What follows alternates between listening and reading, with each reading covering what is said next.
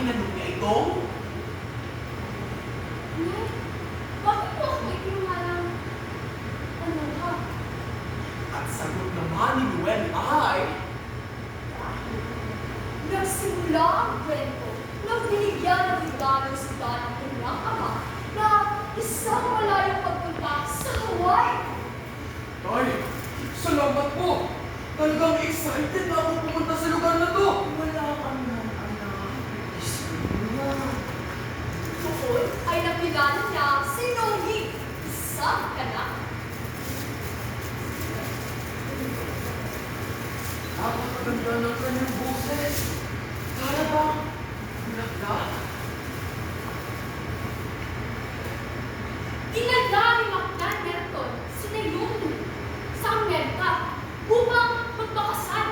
Ngunit, hindi siya papayagan na magpakasal dahil siya ay nakatanggap ng isang liham na bawal siya magpakasal. Ano?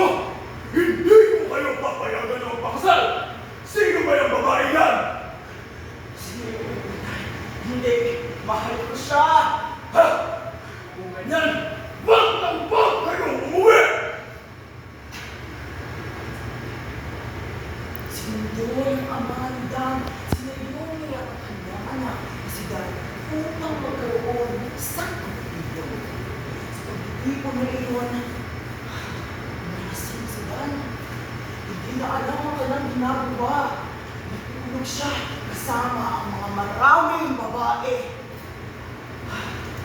Nagulat si Naomi sa kanyang nakita.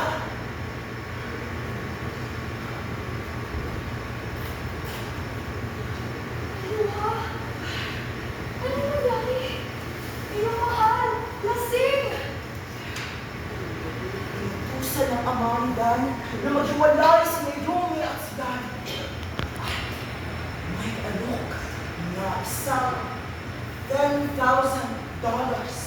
Ngunit hindi sila kumayaw. Kaya nataas ito at naging $25. Ang $25,000 na ito, parang nagugulat si Noemi. Ang raming pera, napakarami. Ngunit, hindi niya pinayagan na malimitahan ang kanilang pagmamahalan.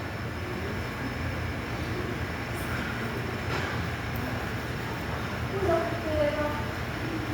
Sa aking magmamahalan, Berberto, ikaw ay aking pakakasalan at ako ay determinadong pakakasalan ka, Berberto.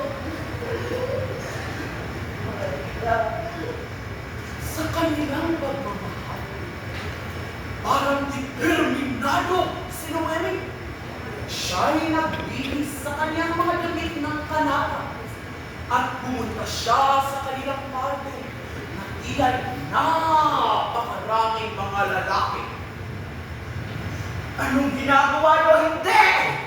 Hindi! Umalis kayo! Akin lang si Naomi! Hindi!